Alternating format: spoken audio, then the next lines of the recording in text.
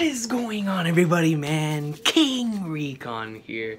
And listen, bro, today, the health inspector around the region came in today, right? And it's been a while since we've seen him because we've been passing our most recent tests with flying colors. So they haven't been coming as often. You know, it's been a while, man. I dare say over 6 months since they've come. So of course today the person came and we did a really good job as well once more. But there was something that just struck me. I was like, man, why is it we only have inspectors for health? Where are our inspectors at when it comes to inspecting greatness? Where are our greatness inspectors at, man? Because I'll tell you one thing, bro. I'll tell you one thing. I know one series that would pass that greatness inspection test with flying colors. I'll tell you one thing. I know a series that for 21 years and 919 chapters would have passed it with flying colors. And do you know what that series is? There's no other, ladies and gentlemen. It's the best-selling manga in history. Nearly the second best-selling comic of all time, ladies and gentlemen. It is the one, the only, chapter 920 of One Piece. Man, let's flip and go, bro. I've been ready for this thing all day. I was hearing a couple of my friends letting me know that the chapter was coming out on Thursday, so I was prepared for it. I didn't go on YouTube or anything today. Yesterday, the only thing I did was watch my boy Roger his Metal Gear Solid marathon that he was doing for Twin Snakes, which was really, really cool. You guys know how much I love Metal Gear, so I went over there and I was had a lot of fun there during that playthrough. But that's the only thing that I've been doing, and thank God. Everything's been going good. Everything's smooth sailing, man. So we're here today for the awesome sauce. I was shocked whenever I came home, put on the J-Box, and I saw that 920 was already out, man. I don't know if Hunter x Hunter's out, but we're leaving that for later, man. It's time for the best-selling manga in history, bro. Let's go, man. And for how good the series has been going, it's just the wait and the anticipation, the excitement for each chapter just constantly just keeps escalating, man. So I'm really, really excited for this one this week. And we have a lot more greatness coming, like with the new opening coming on Saturday. New York Comic Con's happening, so I know a lot of trailers going to drop for Jump Force, maybe even possibly for World Seeker, movie trailers, and it's going to be an overall good weekend, man. JoJo Part 5 comes out tomorrow, so it's going to be a great weekend, man. But let's start off that great weekend with the awesome sauce of One Piece Chapter 920, which was released 15... Yo... Hold on, bro. I gotta turn down the TV, dog. Chapter 920 is titled, and I quote, I love Odin. Dog. What kind of chapter title is that? Is that Zoro and Sanji? Wait, hold on, before I get to that covers page. I love Odin. Are we getting the flashback this chapter? Oh, hold on, bro. Hold on, bro. All right, so we see Zoro and Sanji right here, and they're both just have their hands up in the air. It looks like they're holding each other's bubbles up. At least at the very least, it looks like Zoro is holding his bubble up. And then, oh, no, they're both raising their arms in happiness. You see Nami over here with Sanji, with Zoro knocked out. Then you see Zoro just getting done whooping Sanji. You gotta love these two, man. And they're actually both, you know, it seems like Zoro took a bit of damage, and then he has like this massive on the back of his head, and then same thing with Sanji, and Sanji's bleeding from his nose, of course, from the dream, and then a little bit from his mouth as well, man. Cover page request: Sanji and Zoro fighting in their dreams, not a PN Goemon. Oh man, yo, this is really cool. I can't wait for these two. This is just more. Oda probably saw this cover page request and was like, you know, since I didn't give it to y'all last week, since I'm preventing the inevitable reunion with these characters until that amazing double page spread that is inevitable at this point, in front of the Flower Capital, in front of Orochi's castle, then, you know, let me give you a little bit of a of what y'all wanted to see last week within a cover page. You know, I'll give it to y'all here, man. Here you go. You wanted to see Zoro and Sanji. There you go, man. So that's what we got right here. I could most certainly see a scene like this being used in an opening, for sure, like in an opening sequence. But let's get right into the chapter, man. I'm really, really excited and interested in seeing why it's called I Love Odin, bro. Wano Country, the Curry, the ruins of Odin Castle. Kinemon recalls the past. Yeah. There we go. Oh, come on, man. This place was called Odin Castle. That is what the people of Curry called the castle that once stood here. But actually, its real name was Curry Castle. Odin was beloved by the residents of Curry, and therefore the castle was called as such. So that was Momo's father? That's right. Look at him, man. He's smiling, bro. That's his pops, man. He was proud of him. As he should be. Our master, yo, look at this silhouette of Odin, bro. Yo, why does it look, his head is like, he looks like he has a hammerhead shark's tail, or at least, no, I shouldn't even say a tail, it's like a flipping hammerhead shark from here, but he looks really, really cool. Looks like a samurai getup, man. Has his katana looks like, it looks like a bleached zanpakuto, man, but I don't remember it immediately off the top of my mind. Our Master Lord Odin was quite the wild card. Despite being the son of Wano Country The son of Wano Country Shogun Lord Kozuki? Oh. I thought that it was going to say the son of Kurozumi Orochi. I was like, that makes no sense. I was about to start going in. Despite being the son of Wano Country Shogun Lord Kozuki Sukiyaki, he got into violent fights one after the other and was eventually exiled from the Flower Capital. This man was on some Yusuke stuff, bro, just picking fights on the streets. However, at the time, there was a place in the Wano country that was considered a lawless area. Yo, man, finding out about Odin, bro. So Odin was the son of, at the time, the Wano country shogun, Lord Kozuki Sukiyaki. And he got into violent fights with a whole bunch of people. I'm going to assume on the streets. Like he's even though he was the son of the shogun, he would still go on the streets and just say, "Hey man, you want some? Come get some, bro. Some Yusuke Urameshi stuff, man." That's what I'm immediately picturing in my mind. However, at the time, there was a place in the Wano country that was considered a lawless area. Let's go on the next page. Criminals and Ronin exiled from their village wandered about there and formed groups to rob and kill each day blood was spilled. It was such a heinous place that even the shogun decided to ignore its problems. That was Curry. Yo, so Curry was this lawless land. That, and also this is going to lead into why it is that the people of Curry but loved Odin so much, and why they decided to call Curry Castle Odin Castle. Because I'm going to assume that, you know, this is where the criminals and the Ronin were exiled from the villages, and they wandered about there and did their thing. But just going up based off of what was said in the previous page, it looks like Odin was the type of dude that didn't care about social status.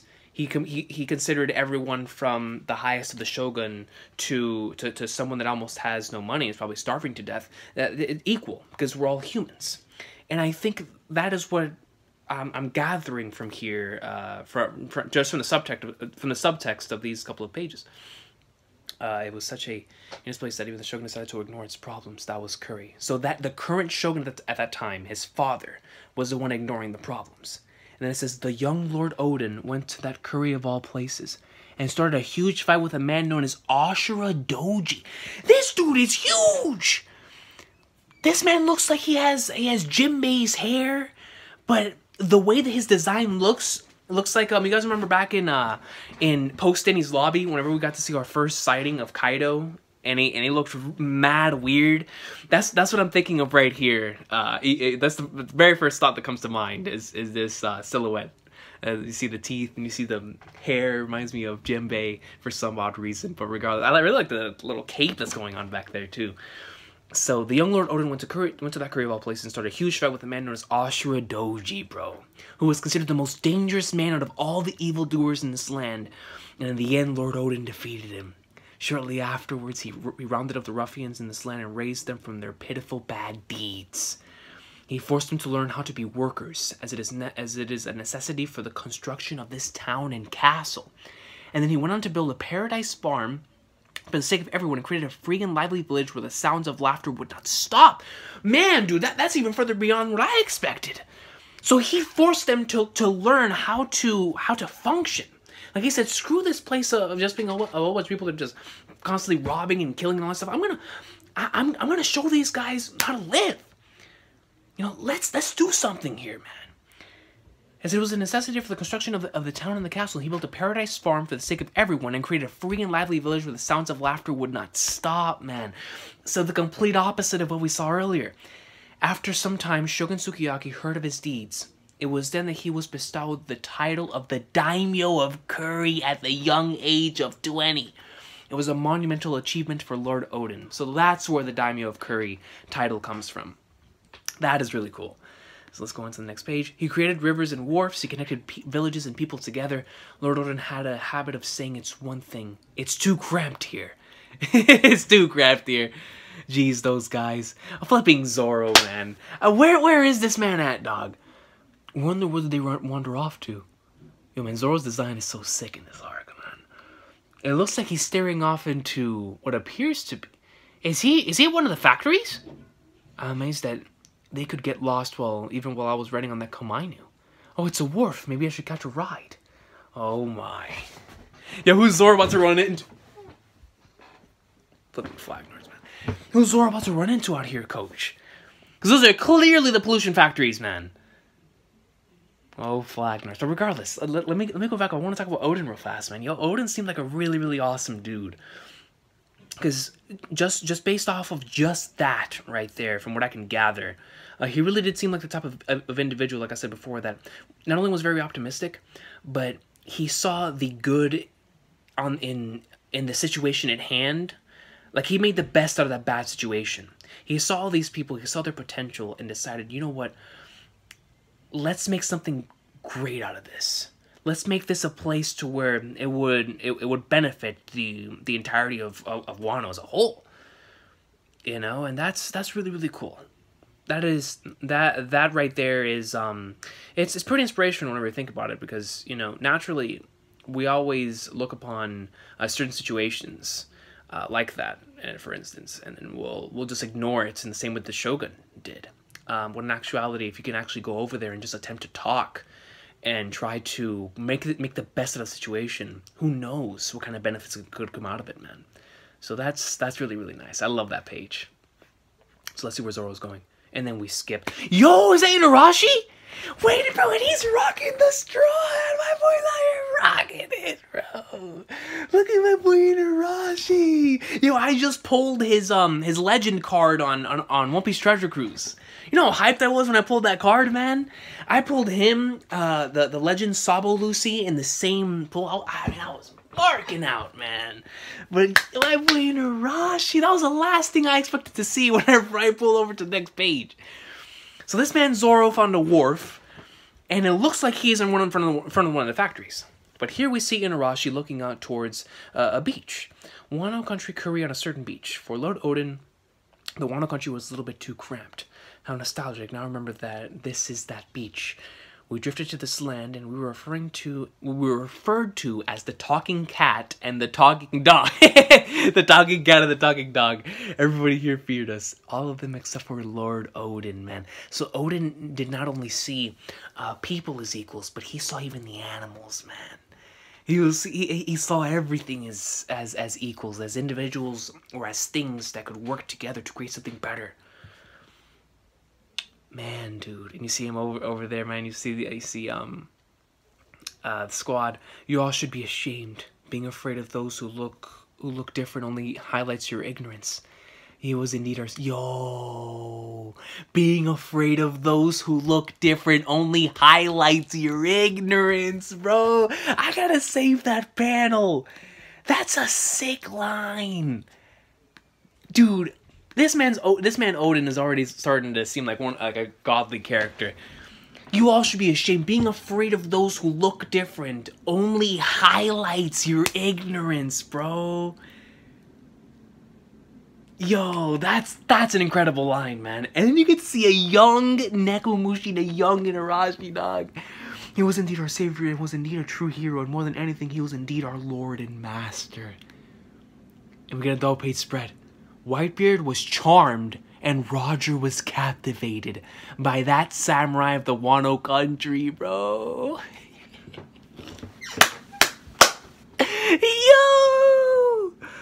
Whitebeard and Roger, bro. Like, do you know how much clout you have to have the charm and the respect of both Prime Whitebeard and the Pirate King, dog? Like, I'm telling you, man, it was a safe assumption for all these years to know that Odin had something special to him. But to actually have the stories happening right in front of you is so cool, man. It is so flippin' cool, dude. And you see everybody just laughing. Man, dude, by the samurai of the Wano country, man. And we look over here. And it's like, yo, Sanji has a mad serious face, bro. What a story, how cruel of... So what happened to Odin? Our beloved Lord Odin was taken to the Flower Capital and executed as a criminal, man. That's a fact. That is a fact. Flipping flag nerds, man. What'd you say? Don't joke with me, that's dirty Orochi. Don't joke with me, that's dirty Orochi. Was that Luffy that said that? This man said, don't joke with me. Man, like Leon wants to throw hands with Orochi himself. But no, Nami says, what a story, how cruel of... So, what did they hear before that? Our beloved Lord Odin was taken to the Flower Capital and executed as a criminal. All this happened to the courageous Lord Odin over 20 years ago, but in our eyes, it was only a few months ago. The brave warrior Kozuki Odin's final moments. When I close my eyes, I can envision it just as if it happened yesterday. What an extraordinary man. You see everybody in tears, bro. Sanji's the only one not in... Well, Sanji and Luffy's pissed. But Nami's in tears, Carrot's in tears, Chopper's in tears, Brooks in tears. You see, look at Kiku, bro. He's like a waterfall. They love that man, bro. Odin.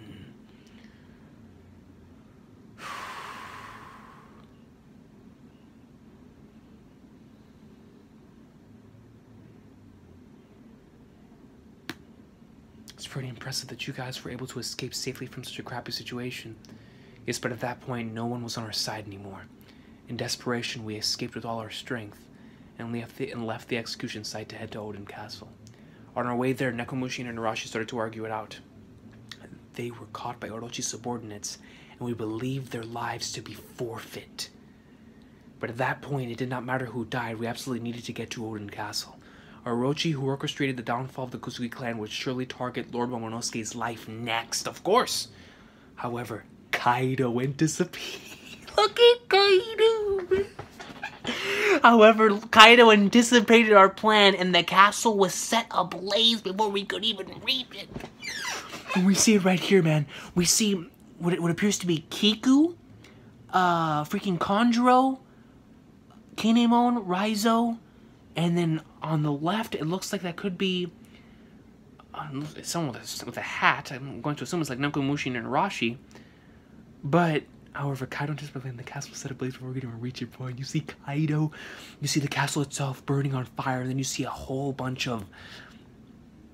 The hell? This guy looks like a One Punch Man villain. Look at that. This man has spikes on his shoulders like he's in Fist of the North Star. This guy has a Cyclops eye. You see a horn, and then four things coming out down from the side of what appears to look like a helmet. And you have another one over here that could be Jack, and then another one on top right here, just indicating that it was Kaido and his men. God almighty, man. Lord Momonosuke and his younger sister, Lady Hiyori. Lady Hiyori! This man had a younger sister? We're stuck inside of the castle. Lord Momonosuke and Lady Hiyori, along with their mother, Lady Kozuki Toki. Lady Toki. Now this may sound hard to believe, but there have always been rumors that Lady Toki was born sometime in the distant past. It's impossible for people to travel to the past, however, traveling to the future is very possible. There we go! There's the confirmation for that. There is the confirmation for that. That it is impossible to go into the past, but it is possible to go into the future. As Roger stated in his speech with Dragon that I was telling y'all, you cannot stop the flow of time, man. I knew it, bro. And I'm so glad that it's confirmed, because it's just showing us that we don't have to worry about us going into the past and ruining what has already been set forth in front of us. They can only go to the future, which I'm completely fine with that. Now, this may sound hard to believe, but there have always been rumors that Lady Toki was born sometime in the distant past. That's fascinating. So that means the ability has to be something to do with her. Something to do with her. However, traveling to the future is very possible. I've been traveling further and further into the future using this mysterious time ability. So she herself has that. So she has the fruit. She has the fruit. Either she has the fruit or she herself is this ability. It's gotta be the fruit. It's gotta be the fruit. The Toki no Mi. Traveling to the future is very possible. I've been traveling further and further into the future using this mysterious time ability, dog. So she herself has been going from generation to generation to generation, further and further into the future, using this mysterious time ability. And finally, I've arrived here at the terminus of my journey. Lord Odin, therefore this is where I shall remain. Look at this. Look at this, bro. While holding Hiyori and while holding Momonosuke, you see Kanjuro, Kinemon, Raizo, and then who was this other person that we never see their freaking head, dude?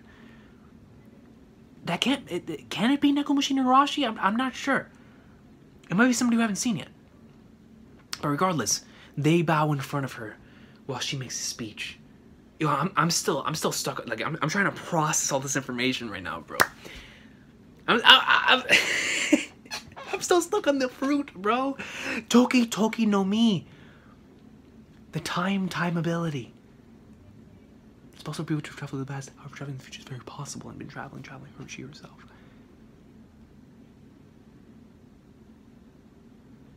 But that means that if she has died, then that ability still exists. If she died, then that ability is still out there.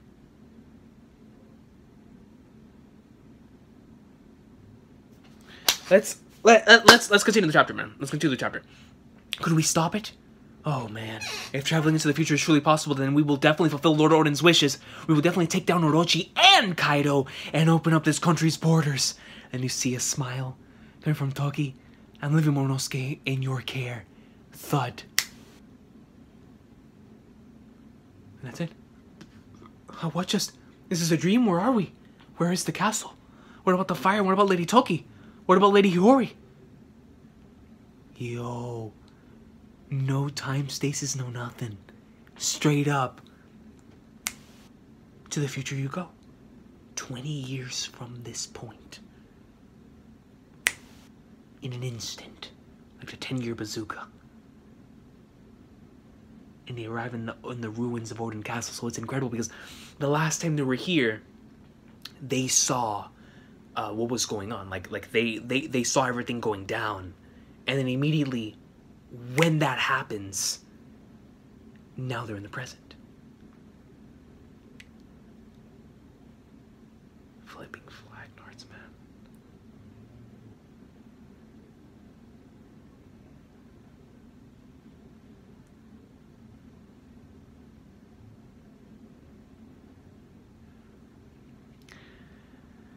What about Lady Hiyori? Where's my mother? Tell me, Kinemon. Worn out graves. So the tales of Lady Toki's powers were all true. We've landed in the Wano country 20 years after that incident. And here we see a phenomenal spread, or just a little panel of like an outside camera view shot. You see them all as these little tiny, looks like chess pieces. And you get to see everything going forward, and the factories. And the thing itself. Man, dude. So that's how it all went down, man. Good flag nards, bro.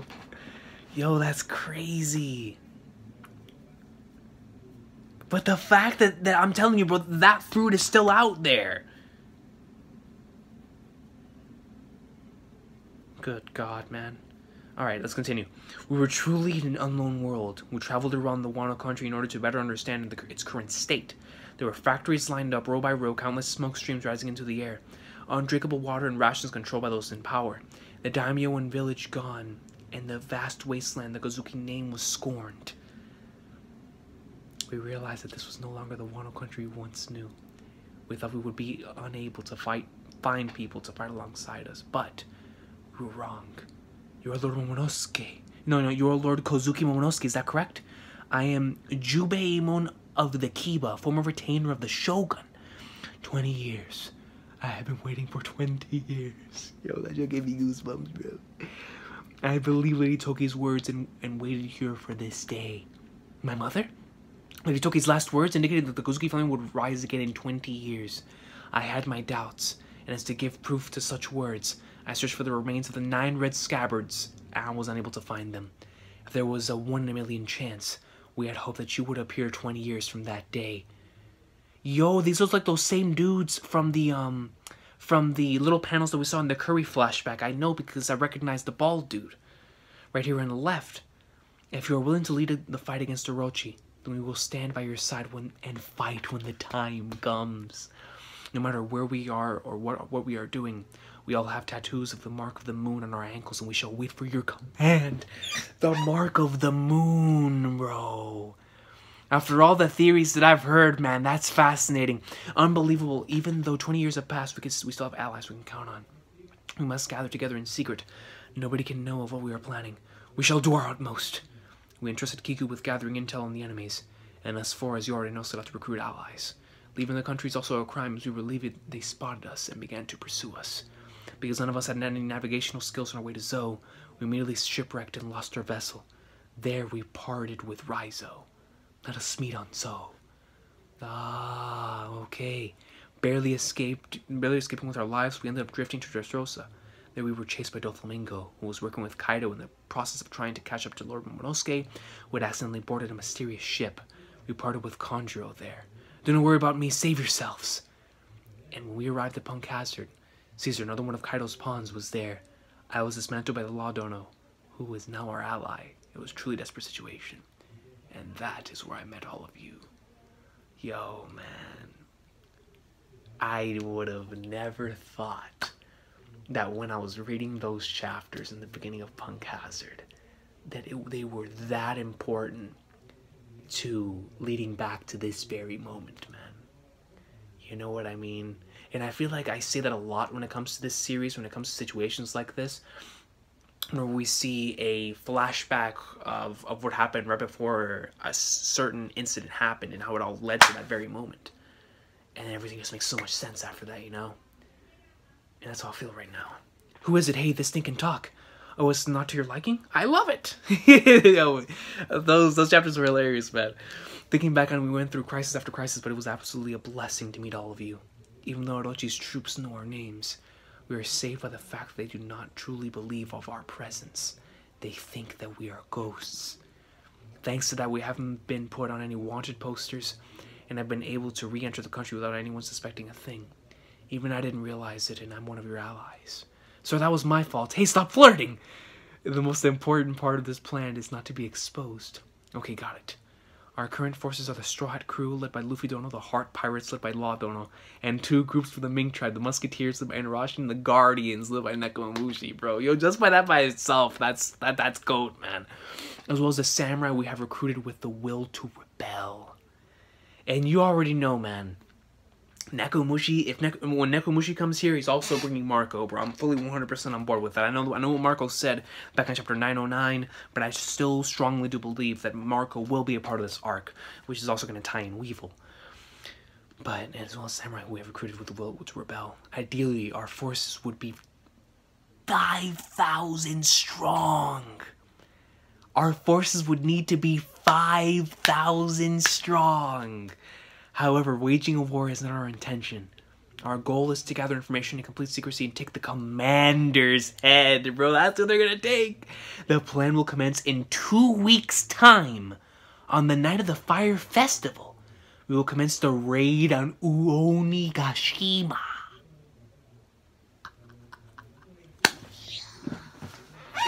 This man said, we're gonna wait 2 weeks. And on the night of the Fire Festival, we will commence the raid on Onigashima. Yo, that sounds insane. That sounds flipping insane, bro. And it's gonna be on the night of the Fire Festival.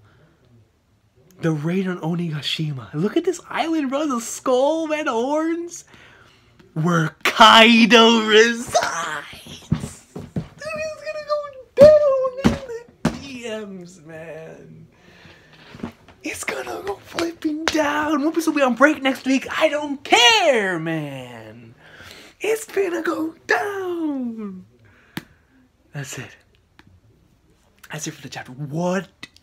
And I mean, so much information to pack, bro. So much information. So Kaido resides on Onigashima. Yo. So now, listen, man. Most certainly, like every One Piece plan, not everything's gonna go according to plan, right? But I'm curious as to, he says in 2 weeks' time. So, how exactly is Oda going to go about doing this, right? Are you going to skip forward in time to 2 weeks, and then to the night of the Fire Festival, after a couple chapters? Like, I'm going to assume a couple chapters are going to be building up to the eventual, all of us getting to go to Onigashima, right? But right here, it looks like some ships are going over there. Right? You see some ships in the water heading over there. So, is Onigashima separate from Wano? Is this going to be like a Water 7 Enies lobby situation? Where a certain part of the arc takes place in Wano, and another part of the arc takes place in Onigashima? Because it looks like they're on the sea. Unless Wano's so flipping huge that... I don't know. I'm curious on that. I'm very, very curious on that. So, but that is what I'm going to assume right now. I'm going to assume that Onigashima is going to be that other portion of Wano, because I know that we all kept talking about that this Wano saga may not all take place here in the Wano country. Then it might be like a Water 7 Enies lobby situation where the arc starts here and then it ends up here, and then we go back to Wano or Enies lobby or Water 7, or you know what I'm saying. So. This Onigashima, I'm really curious though, because just looking at these ships and at where they're headed, it looks like they're going to need to set sail to make it there. So I'm very, very curious. Very, very curious on where this Onigashima place is. But regardless, man, what a chapter, bro. This, I mean, right there, full on and center, we just got what is going to be taking place from here until we get to Onigashima. And that is where Kaido resides. Now. God, man, so much information, bro. So, what I'm going to assume here is that Oda is going to take a couple of chapters to build up to us leaving to go to this Onigashima place and raiding Onigashima. Which means that by then we will need to have all of our crew together again, right? But for some reason, I don't see it going that... I mean, just like every plan in the series. I just don't see it happening as easily as he says. Especially with where Zoro is right now, where Usopp, Frankie, and Robin are. It's not going to be so easy for all of us to just get together again. You know what I'm saying? Even though I'm pretty sure Kinemon is telling this crew what he probably already told everybody else. I'm pretty sure that he already told this to Robin and Frankie and Zoro and Usopp. I'm pretty sure that I think that's a safe assumption that he told them this as well as Inarashi, Nakamushi, whatever the case may be. I'm pretty sure that they all know this. They all know when to meet up here on this Onigashima. Excuse me. So we could have a couple scenarios. We could have scenario A, where everything goes just as planned, and they all go together to go to Onigashima together. Scenario B, which I think is more likely, something happens, and all of them are forced to meet up separately in Onigashima. Like, not together, but they will eventually find each other in Onigashima. And I think that is the likely scenario. I don't expect it to be as easily as them. I mean, it would be beast to have them all coming up in there in a ship. Kaido looks up. Kaido, look! It's Monkey Day, loving the straw. It's like, you know, I ain't gonna lie, bro. I ain't gonna lie. That'd be hype. But at the same time, it would be equally as hype if you have somebody if you have Luffy knocking on his door, man, and you got all the alliance right there, bring out a straw hats around going big right there, son. That would be sick. And that is when they all meet up for the first time.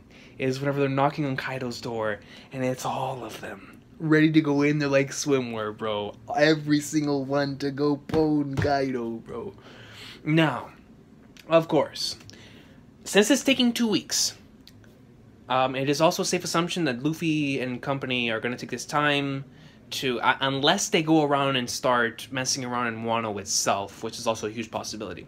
But if they take these 2 weeks and they're together, this is going to be a big time for them to hone their skills and get ready for this big fight that is upcoming.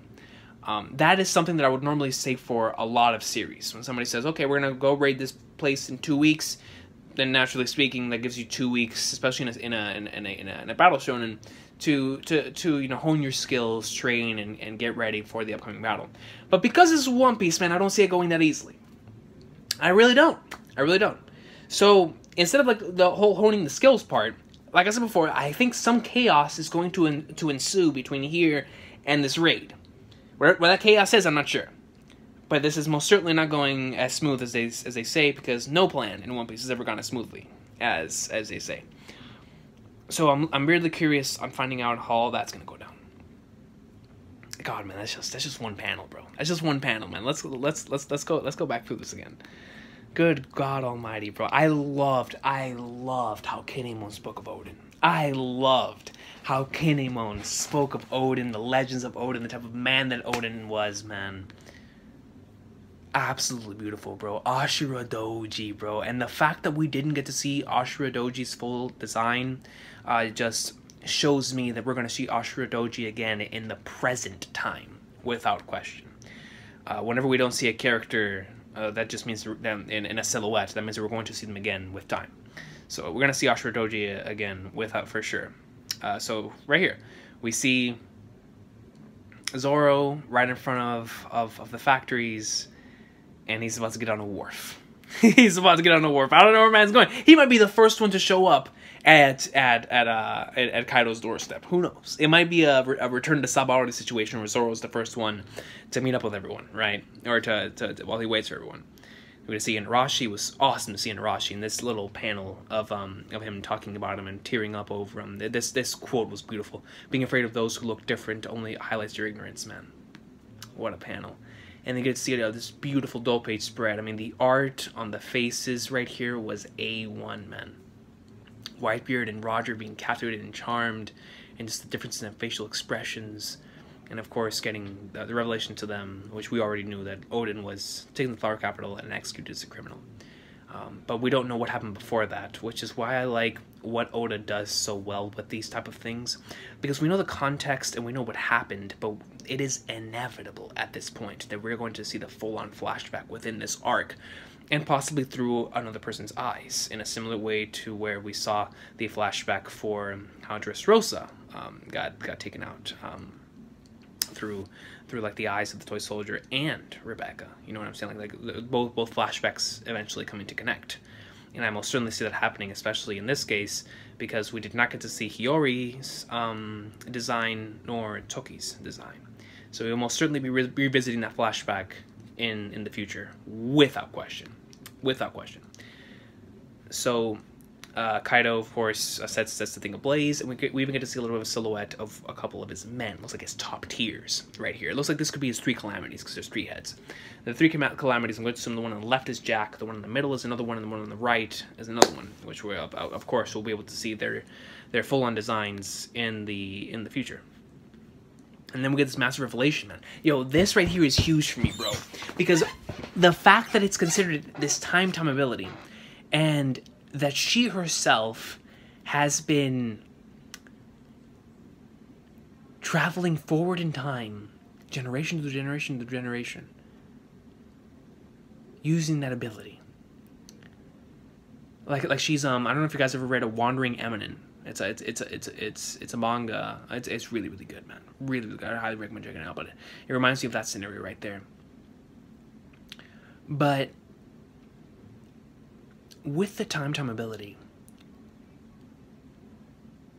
if she is truly dead, which I do believe she is, then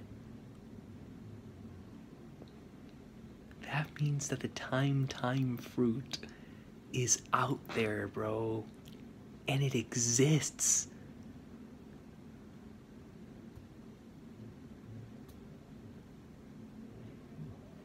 Good God Almighty, man. I don't know. I don't know, yo. That's insane. That's insane. Because do you know how dangerous that could be in certain people's hands? A time devil fruit, man. Imagine awakening of a time devil fruit. God Almighty, man.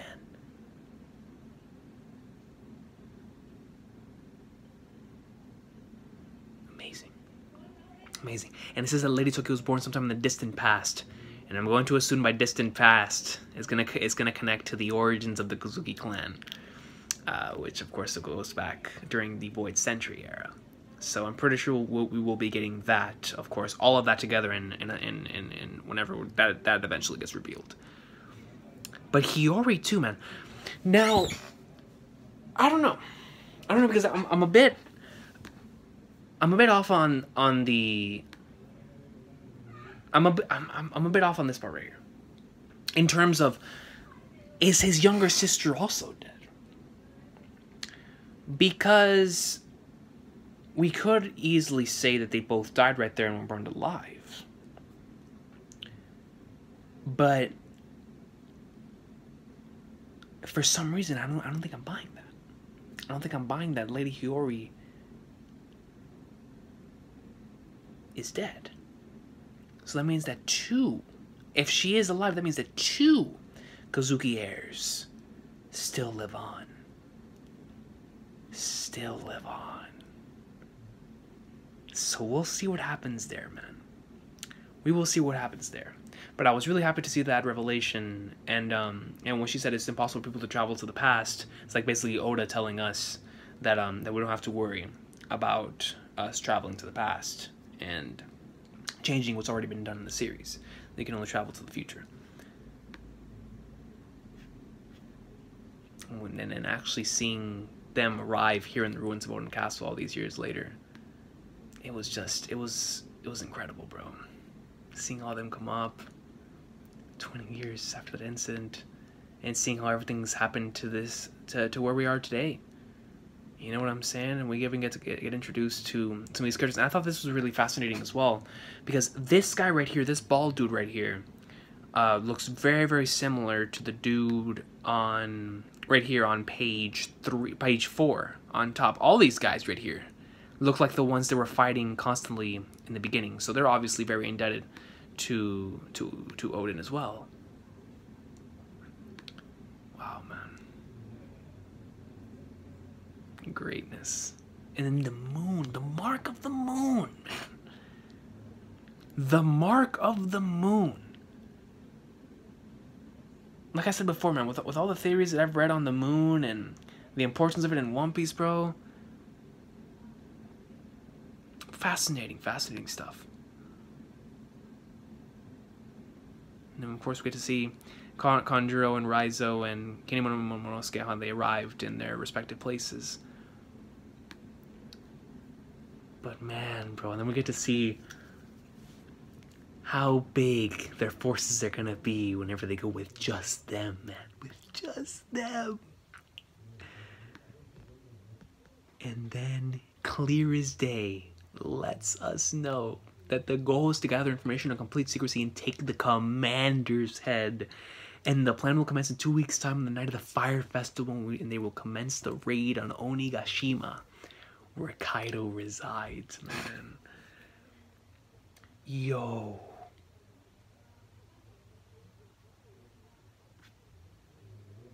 Dog. Like, I'm so excited, man.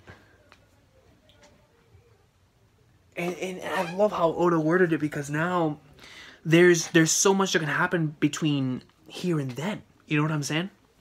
Because knowing Oda, he's probably not going to immediately skip forward 2 weeks in time to next chapter where they're all going to get ready, unless he does. But I'm going to assume that he's going to take his time and get us ready to get there through however means he's going to do it in his story. I don't think we're just going to skip forward 2 weeks. I mean, we might after certain chaos ensues. But like I said before, I don't see it going as smoothly. And I most certainly see all of them getting separated and then meeting up at Kaido's doorstep in Onigashima. I really, really do. Now, with that being said, though, where does this leave the rest of Kaido's men?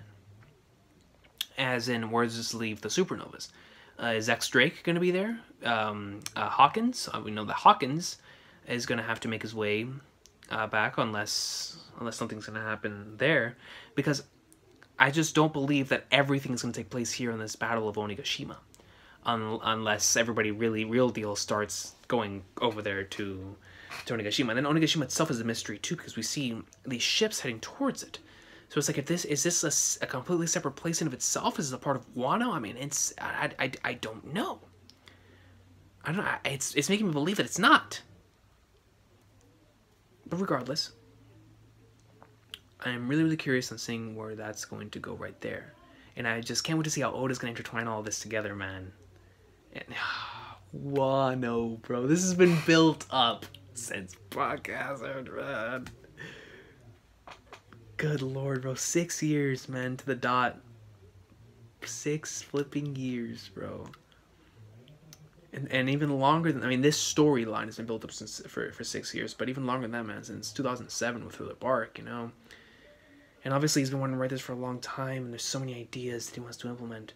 But I'm really, really curious, because I just wonder how he's going to play with the story going from Wano and Onigashima. Like, how is he going to intertwine both stories?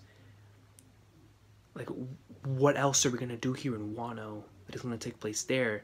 Are we going to go back to Wano to finish off the battle? Is the entire raid and battle going to take place in Onigashima? I highly doubt that. Unless half the battle happens here in Wano. But I don't know what this man Oda has in store, bro. And it has me so excited, man.